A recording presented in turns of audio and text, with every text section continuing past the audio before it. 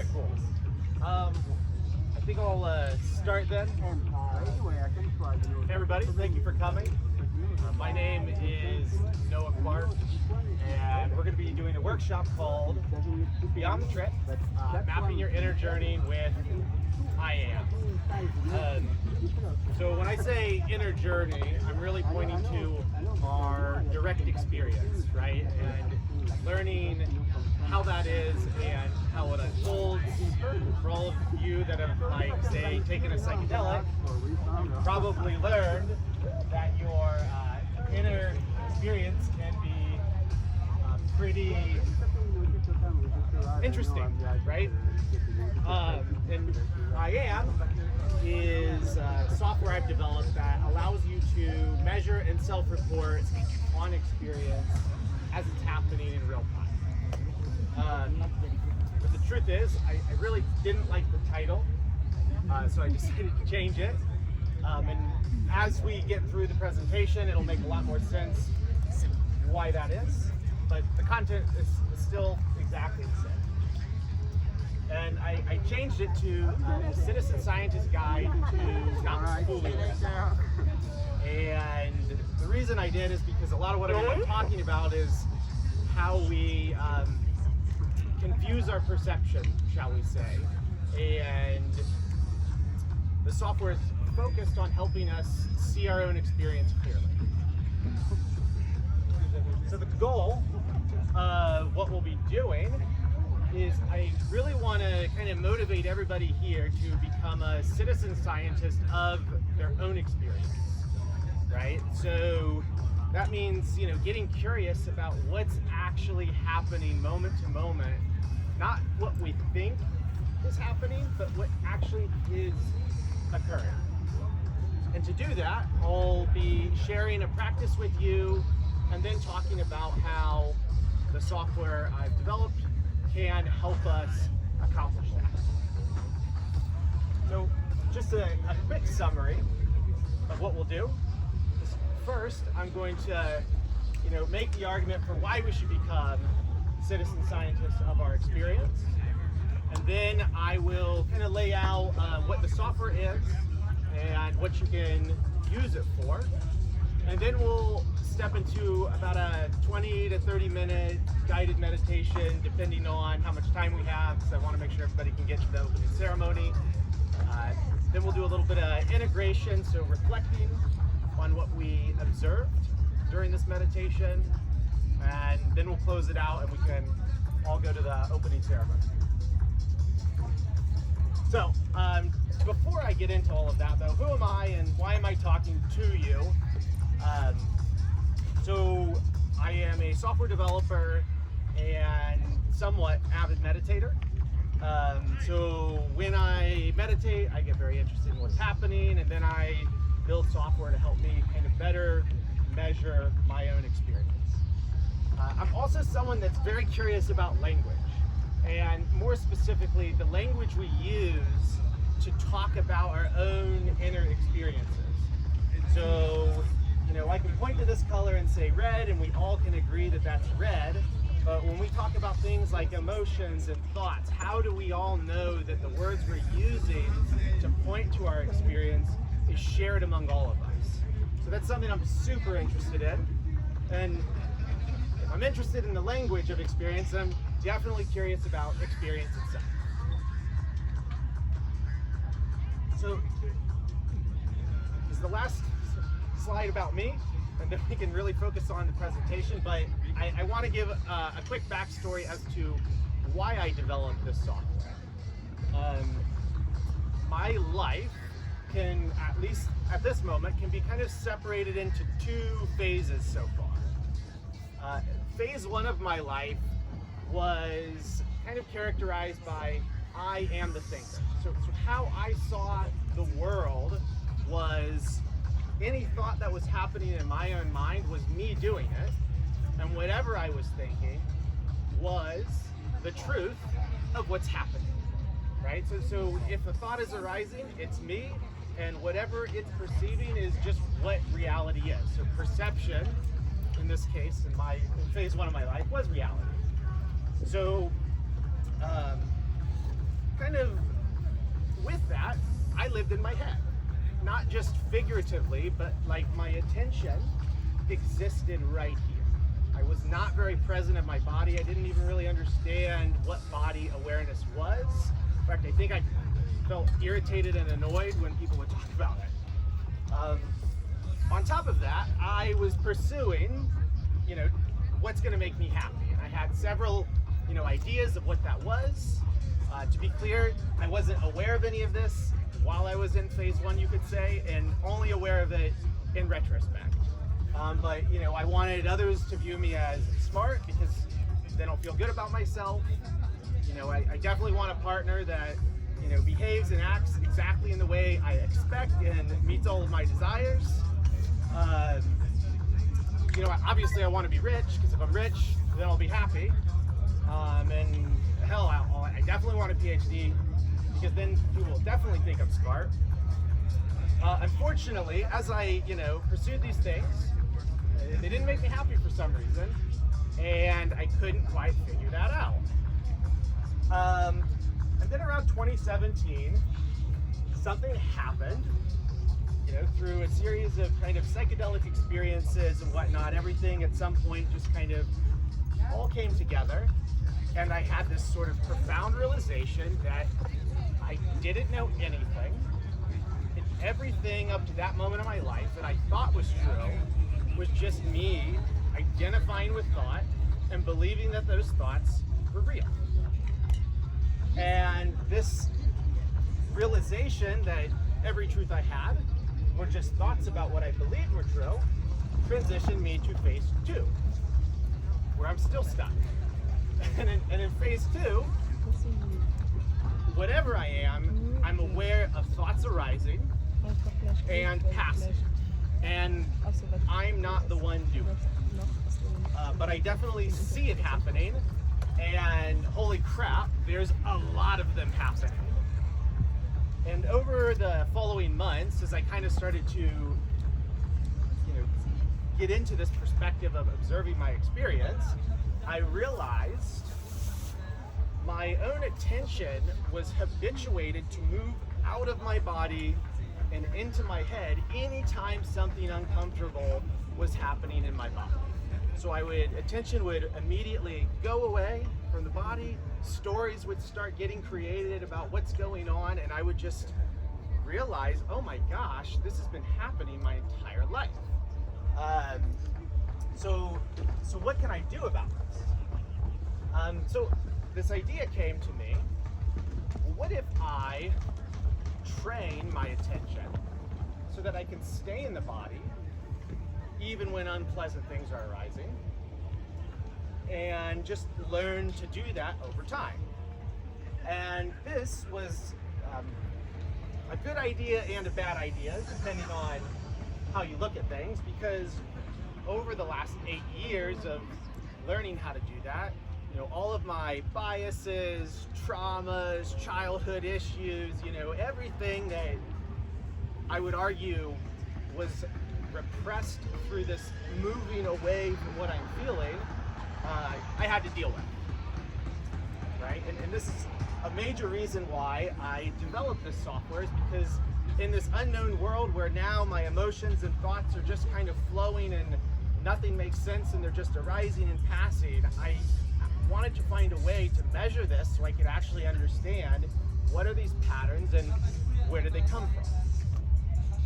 And this leads me to one of my, if not my most famous quotes from a man named Richard Feynman, who was a physicist in the 1960s. And the quote is, the first principle is that you must not fool yourself. And we are all the easiest people to fool.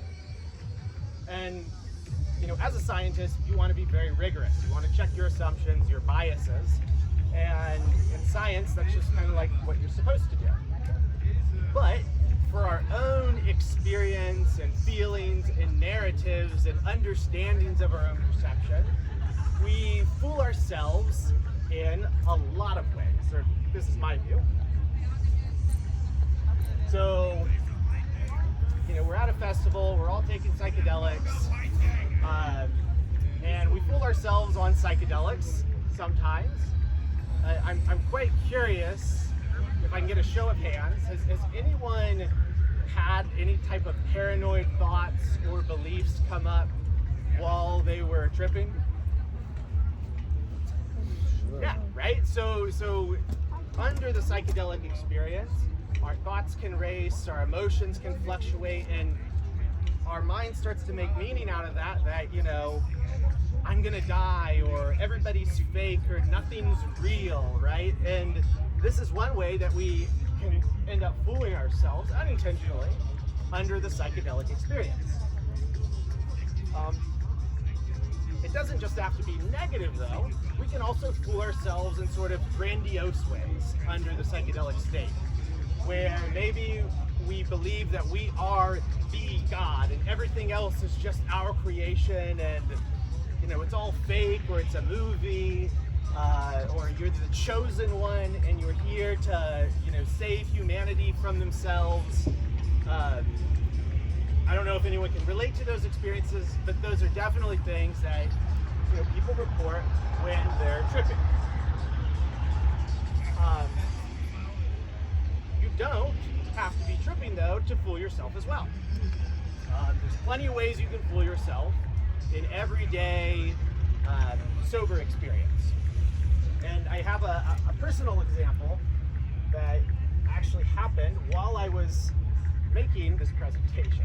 So I was working on it and my wife called and she needed help fixing something on her phone. So I'm like, okay, I'll stop what I'm doing. You know, I start, you know, kind of giving her instructions, and, you know, in the background I hear like kind of typing away at her keyboard. And at some point I tell her to do something and she doesn't reply back. And I'm like, hello? Like, are you listening to me? I'm trying to help you. Nothing. I just hear keyboard typing, da, da, da, da, da, da, da, da.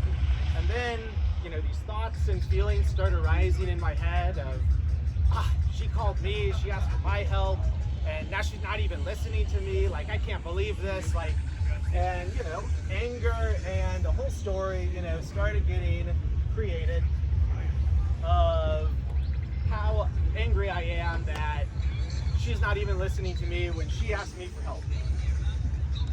And then, as I continued to spin this story, I look at my phone and I realize and remember that I had accidentally hit the mute button on myself 20 seconds ago.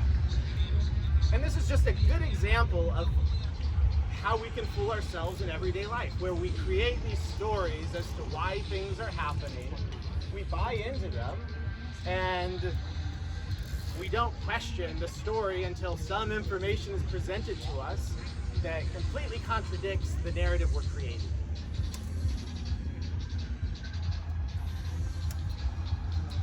There's other ways we fool ourselves as well. I used to believe that everybody experienced an internal monologue. So a constant talking voice in their head, you know, narrating life. And I just thought this was a given. Everybody experiences this. In fact, can anyone raise their hand if they experience like an inner monologue of some sort in their head? Like all the time, you mean, or what? What? Like all the time, or? I mean, you tell me. Is it all the time? I mean, it's not as much anymore, but... Not all the time. But you do experience it. Yeah. Okay. So, in 2017, I asked one of my friends, I was like, hey, I want you to, for 5 minutes, write down all the thoughts popping up in your head. And after 5 minutes, he gives me the paper, and everything he wrote was just like beautiful windowsill, cat jumping, you know, just random kind of visual stuff. And I was like, wait, these are thoughts? And he's like, yeah, because I don't hear a voice, I just see things.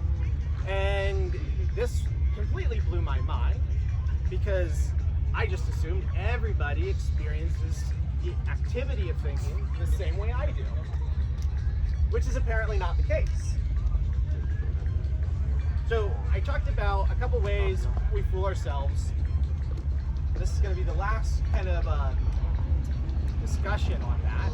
Like, we fool ourselves as well when we communicate to each other. So in this example, we have person A and we have person B. person B feels this sort of intuitive, almost maybe unconscious sense of like, I really want to feel close to my partner, right? And maybe this isn't, verbal, maybe it's just a very subtle, almost unconscious kind of intention that's arising. And before it's even really present and aware in that person's own cognition, this is going through all of these different filters, such as the beliefs they have, past hurts, expectations, and even the meaning behind the feelings we're experiencing. So by the time it gets to this individual's conscious awareness, they think, I want to have sex tonight with my partner. So this person says it out loud, and then person A receives that information. And once again, it goes through their own conditioning, beliefs, all of these things. And also, the person A's mood state is also impacting how they perceive this information. So the person A had a very long day, very stressed, very tired. So by the time person A actually hears this information, the way it is presented to them is, I want to use your body to fulfill my desires. So we can see that we have a problem here, right? If we can't communicate with each other clearly, we're in trouble. And to do that, we have to be able to understand our own experience. And this is where the software I've developed kind of comes in. Because what I'm really interested in is exploring our own consciousness so that we can actually develop a richer understanding of our own experience. So we move from thinking about experience to actually just observing what it is in its natural state. And you can do this sober or trip. So on the tripping side, if you want to track doing LSD, you can type in, put in that you're doing LSD, and you can track thoughts or emotions that are arising in the moment or reflect on them later, or you can do it totally sober. And I can go into that. So iAm is a couple things. Most importantly is it's a shared knowledge base of information. So we had a previous talk by Timo, who's a researcher exploring the subjective effects of psychedelic substances. And the big challenge is, how do we come up with a language so that we can all point to something in our own direct experience with words and we all agree on it? So iAm contains a database of terms with definitions of those terms that point to certain types of experience. So if you're using the software, and say you're tracking verbal thought, the goal is to go off of the definition in the software so that when you look for these things, we're all looking in the same direction. Then there's also structured protocols for how you look at these experiences, which is just another way to allow us to kind of ensure that we're all looking in the same way. And then, of course, we're at a music festival, and I'm sure some people are in psychedelics, so we can also track the substances that we're taking and seeing how that affects our experience itself. So it's knowledge-based. It's also a method for measuring experience. So there's an interface for actually self-reporting the content of experience as it happens. You can use it for a lot of different things. I use it to meditate, so even if it's just to take notes beforehand, maybe some insights pop up that I want to capture or reflect afterwards. It can be as simple as a meditation tracker, but it can be as kind of advanced as like very structured inquiry practices where you're exploring emotion, its relationship to thought, your own reflection of this content.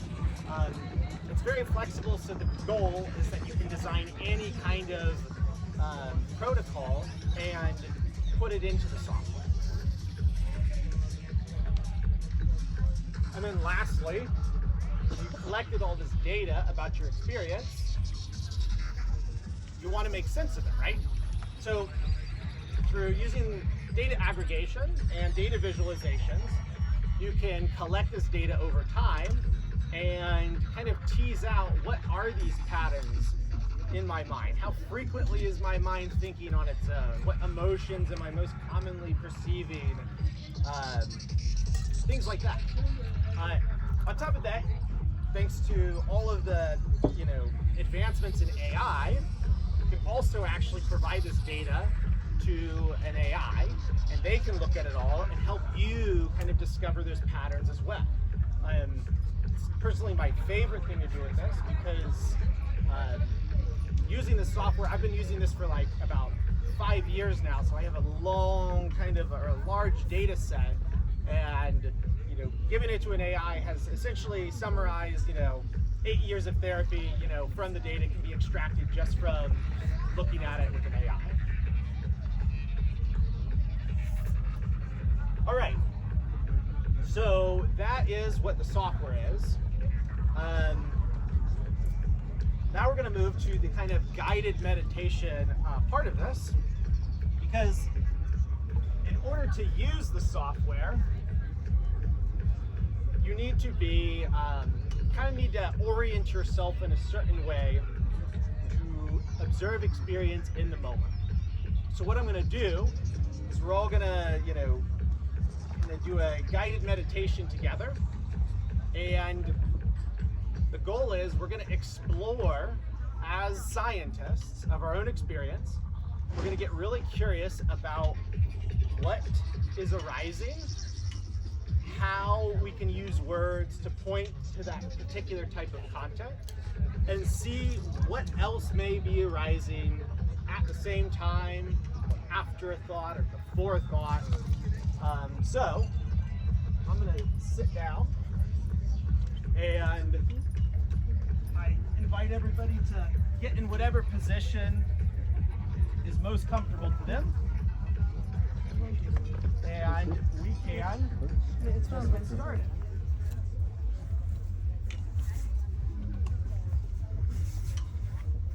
And I'll be asking questions throughout this, but yeah. So once you've found yourself a comfortable position, I encourage you all to close your eyes. We're just going to start off by taking a couple really extended deep breaths. So going in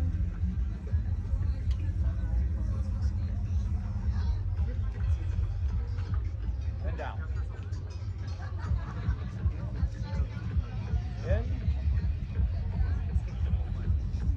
and out. In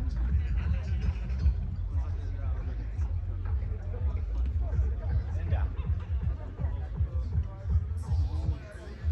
And I want everybody to adopt what the Buddhists call beginner's mind.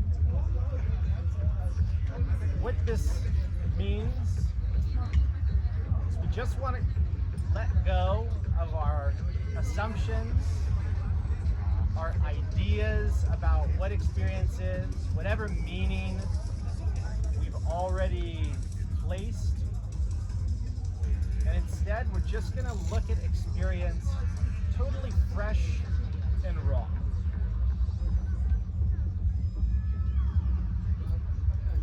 And what I want everyone to do is tune in to their senses.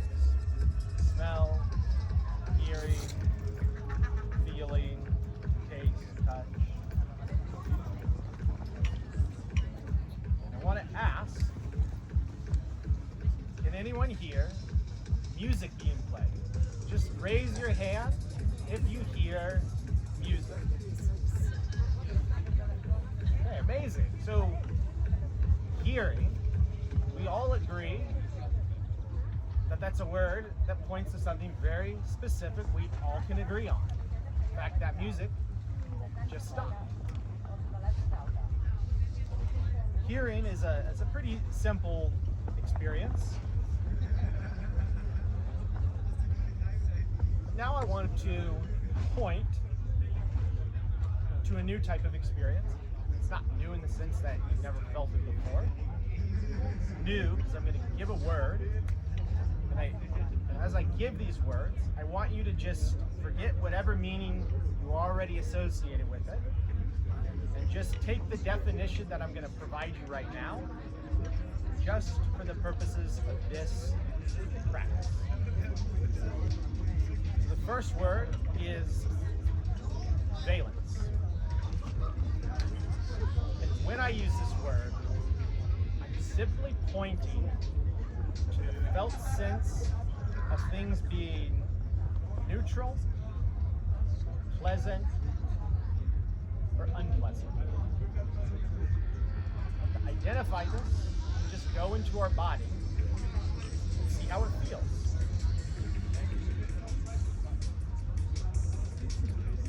Just notice in the body, does it feel good right now? Pleasant?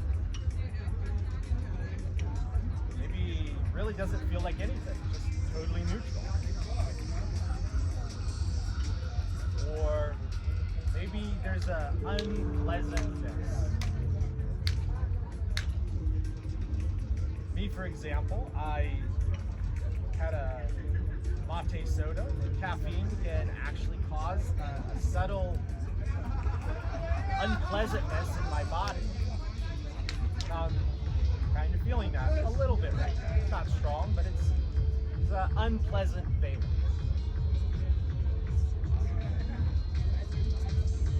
Can anyone just say out loud right now what valence they're experiencing in their body?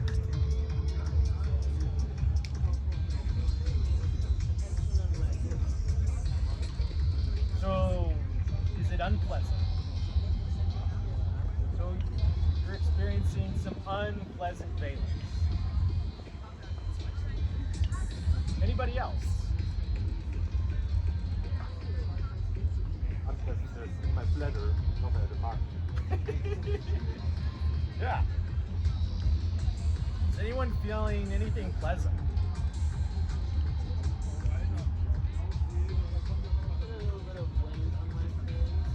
Go. A little pleasantness there. And for those of you that haven't said anything, I might guess it's just neutral. Nothing really interesting to report, maybe. Now I want to go one layer above that. And I'm going to point you all to emotion. Now, once again, we're going to forget what we think that word means, and I'm going to define it as a felt sense in the body that is a higher abstraction above just valence. So it's more than just unpleasant, positive, neutral. Has a little bit of a deeper meaning. So for that mate drink I had, I'd say it's unpleasant. The emotion is anxiety. It's not intense. It's very mild, but it's vague. So let's just take a minute and feel the emotions in our body.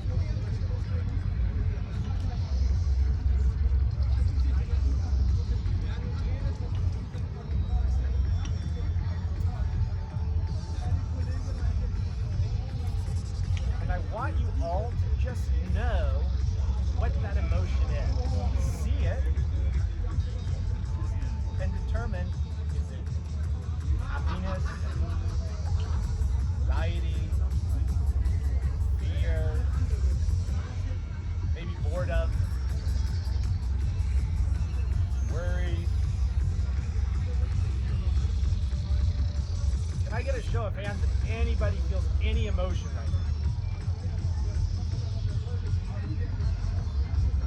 Where do you feel the emotion? right in the chest. Does anyone feel emotion in their toes?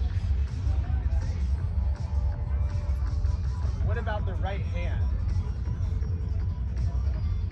This is kind of part of being that scientist of our own experience. It's asking the question, well, where does this experience actually appear? Personally, I've never felt happiness in my feet. Maybe some people do. Not me, not yet.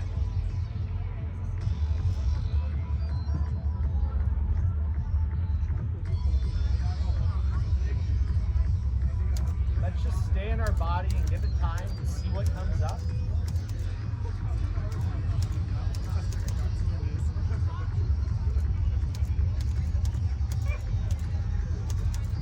Just look.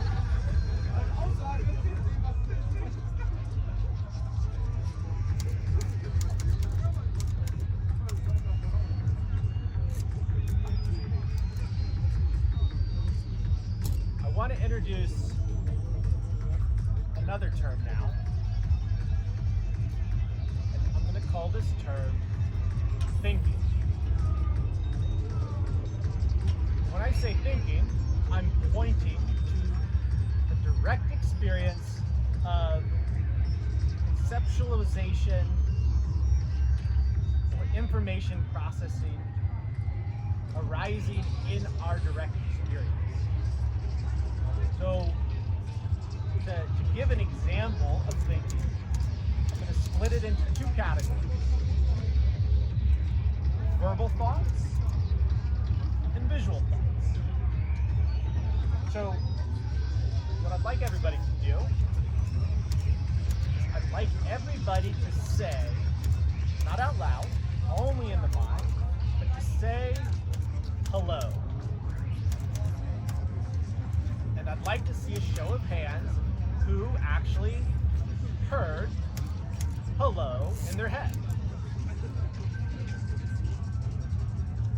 So, my question is, how do you know you just perceived that? Anybody? Can anyone tell me, how are they aware that that just happened in their experience? Because I'm aware of it. But how? What presents itself to you that you can say, yes, hello just happened in my head? Do you hear a voice? It's like type. It's like what? Type. Written. Written. Is it visual? Yes. So you see the words hello. Is that right? Okay, so that's really interesting. So that's a visual experience of it. Does anyone hear a voice? Okay, so perfect. Two different ways of experiencing the same thought. I have a voice and a visual of life. Yeah, exactly. So maybe it's a hand waving. So for something as simple as saying hello in your head, it can be perceived as the words being written, or a hand waving, or a voice in the head. So what I want everybody to do now is simply observe to see visual thought and verbal thought arising, if it arises. See emotion arising and valence. And just watch that unfold. And I ask one more thing. When a thought of any kind shows up, just raise your hand when it pops up and put it down when it goes away. And just let's do this for a few minutes. And I'll do it with you.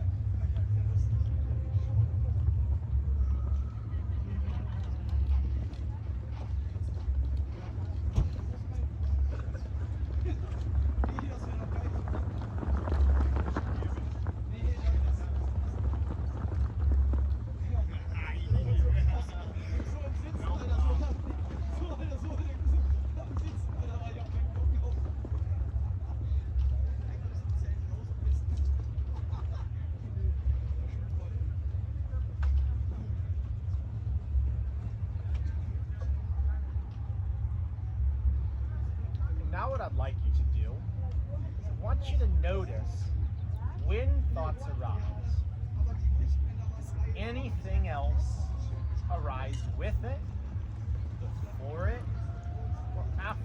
So, see a visual thought or a verbal thought, does a felt sense of valence, so something unpleasant, positive, or neutral arise? Does an emotion arise with that thought, or does it not? Right? Do emotions co-arise with thoughts? I don't know. You tell me. This is how you become a citizen scientist of your own experiences. Ask these questions. You don't assume there's an answer. You simply ask and look. So let's just tune into that. Does anything arise with thought? Does anything arise with emotion? Is there an order to it?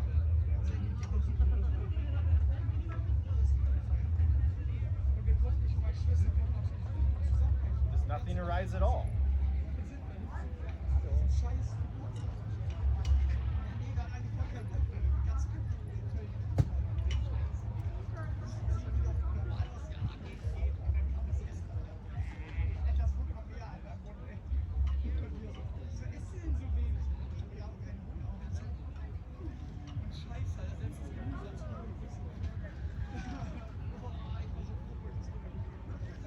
I'm going to introduce one last term.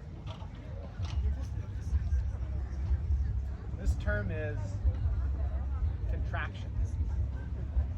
You could also call it tension. You squeeze your hand really tight, that's contraction/tension. You scrunch your face, that's again tension. And I want you to see if you can notice that anywhere in the body as well. Chest, face, neck. And as you're looking at thought and emotion valence, I'm going to give you just one more task, just to look to see if contraction shows up in that mix as well.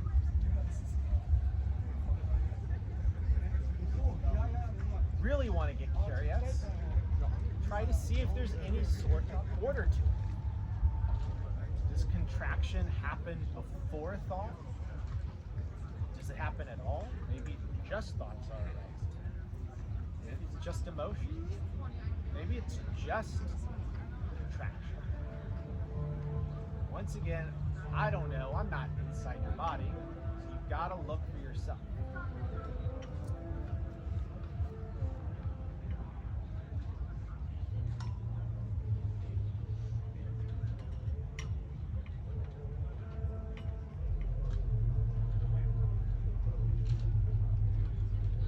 Stick with this for a few more minutes. Once again, just curious to see, are these experiences arising? And in what order they arise?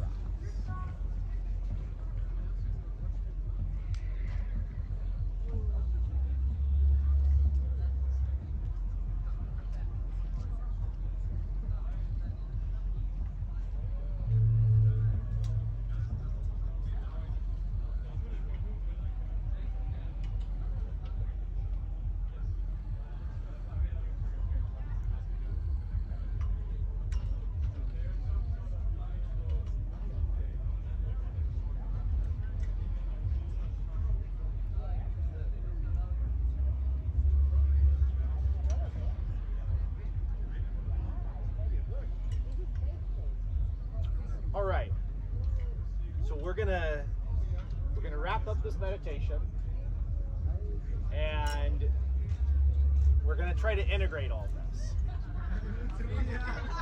find out what we all discovered from this.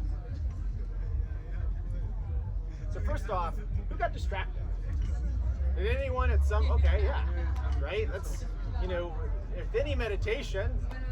Step one is like, can you even pay attention And my question is, what distracted you? Anybody? Their music. The body. Okay? You're Their gonna- music. Huh? Their music. Their music, yeah, totally. The thoughts of like, how am I going to do my workshop here? Yeah, anxiety, worry, right? Thoughts pulling us away. And this is, this type of practice where we're getting curious about our experience helps us see, oh, if I'm trying to observe something, but nope, thoughts start going off and I forget what I'm doing and I'm worried about this, and yeah, so thank you for that. I was really worried about mine beforehand. So I'd like to see a show of hands who experienced verbal thoughts. Okay, so most everybody.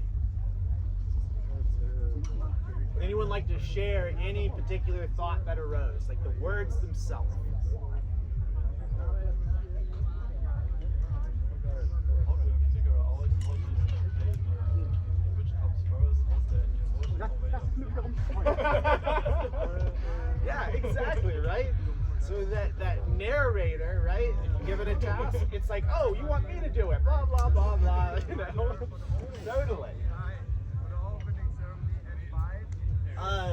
For those of you that did experience thought, verbal or visual, did anyone notice how much of it showed up?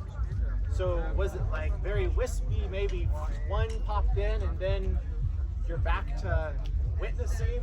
Or maybe you're like the lady on the right who's just lots of things are going on. Did anyone experience a lot of thought activity? Yes, but it doesn't bother me like this one. Yeah, and that's fair, right? Maybe it doesn't bother you, right? Which is totally fine. There's nothing necessarily wrong with having a lot of thoughts. But if you're feeling a lot of negative valence and emotions when those thoughts are coming up, that may be a different story.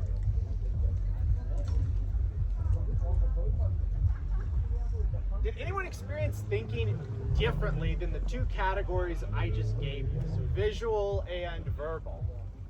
I have a mix. Yeah. It's like a movie. It's like a move, but it was visual. It's visual and with voice. But was there any type of thinking that wasn't visual, and didn't have a voice, but you're like, yeah, there's still thinking happening? Yes?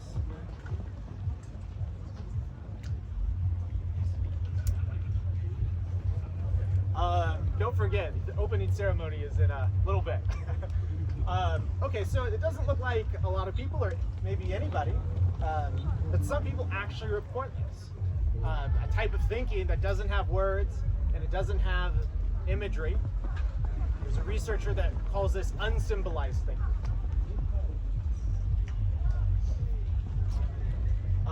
Did anyone not experience any thoughts whatsoever? Okay. Moments, yeah, okay, yeah. And that's also pretty expected, right? Is that throughout this, there's going to be silence. Maybe not a lot, maybe a lot, but it varies. Yeah, so this is a big one. Did anyone notice that thoughts and emotions happened at the same time? Can I get a show of hands if anybody saw that? Okay. Yeah. So this is something that you can really explore. So when a thought comes up, what type of emotion is it? What types of thoughts tend to correlate with what types of emotions? So if I have the thought, man, I'm a great person, I don't know if I've ever felt anxiety when that thought came up. I maybe feel a sort of happiness. But if I have a thought, I'm stupid, it doesn't feel good. And usually there's some sort of anxiety or insecurity feeling arising with it.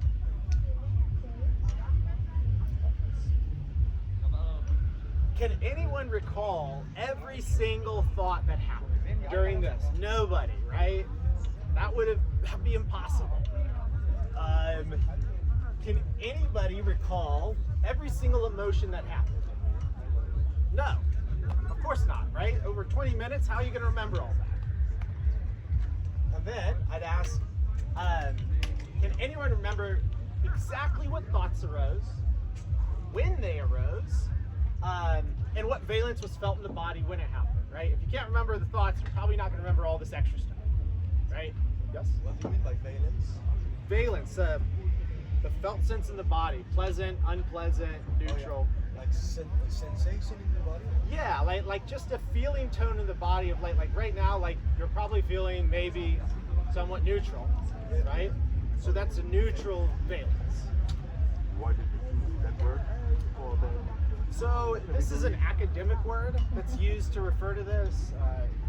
The Buddhists use the word Vedana, which roughly means the same thing. But yeah, it's an academic term, so I get this. Okay, so we can all agree, man, maybe I can know what I'm feeling, but it's much harder for me to say exactly what it was, when it was. And this is one of the biggest reasons I built this software, because I want to be able to know and be able to track this information that I'll forget 30 seconds after it happened. So this might be a little hard to see, but this is actually me doing 5-MeO-DMT, right? So there's 4 different experiences, well, technically 3. This right here is when I actually ingested the 5-MeO, inhaled it into my lungs, and I did it 5 times, at like 1 minute, 15 minutes, 30 minutes, 45 minutes, roughly 60 minutes. And then I tracked 3 things: emotion, verbal thought, and observation. And I'm definitely not going to remember all these thoughts and emotions arising in the moment, but if I capture it when it happens, I don't have to remember it, because the software can actually capture that data, and then I can look at it later. So we can see, observations in the software. It's just like, hey, I'm making an observation about my experience, whatever it is. Like, I'm seeing a bunch of people right now. That's my observation. It's a way to just capture information that you want to be able to recall later. And then, of course, I've already explained verbal thoughts and emotions. And the way this works is I'll, take the substance, and then once I'm capable of typing, or speaking out loud, I'll, select which experience I want to capture, and I'll just let whatever flows out of me flow out. And then I can reflect on that later.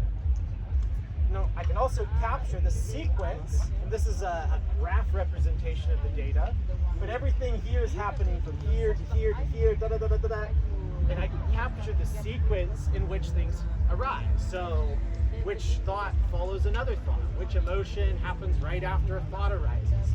All of this is information that we as citizen scientists can explore and try to discover patterns in our own experience.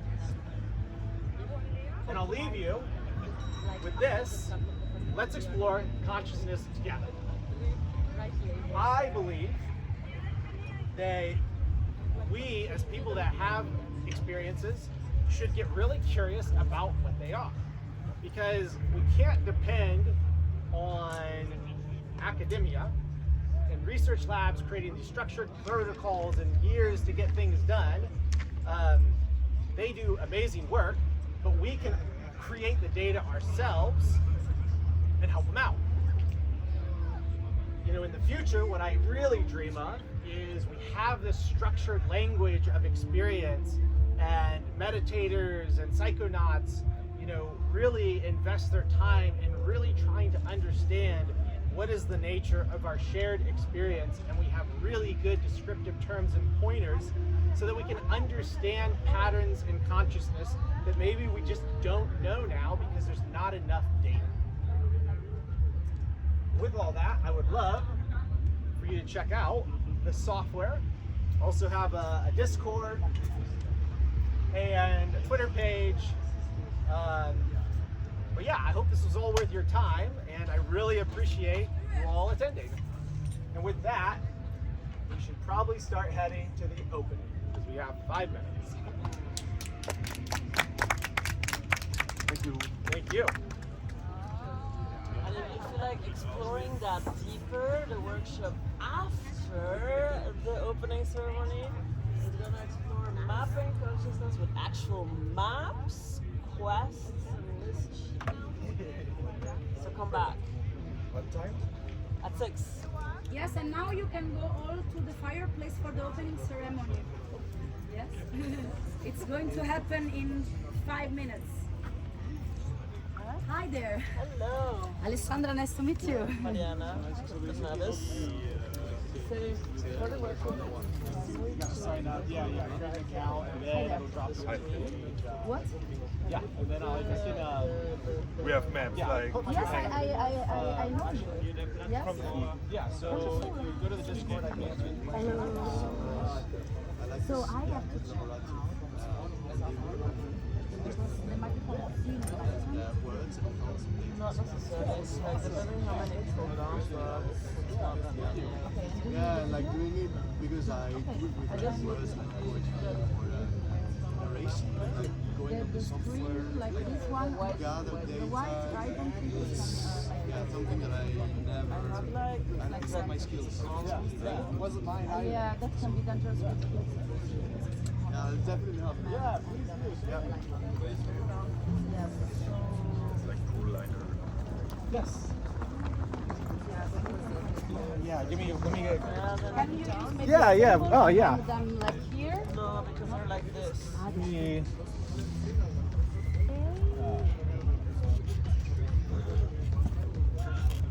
Maybe we can remove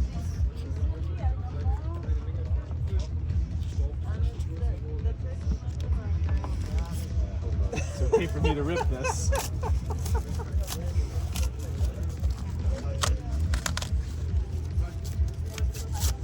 Yeah. There you go. Thank you. Noah. Yeah. Yeah. What's up, brother? Kronos. Carlos? Kronos. Kornos. Ah, Kornos. Oh, okay. Greek? No. Okay. Steph. Cool name. Artist name. Oh, excellent. Oh, so you got some of the stuff in the exhibit, or are you a music artist? No. I'll have her with her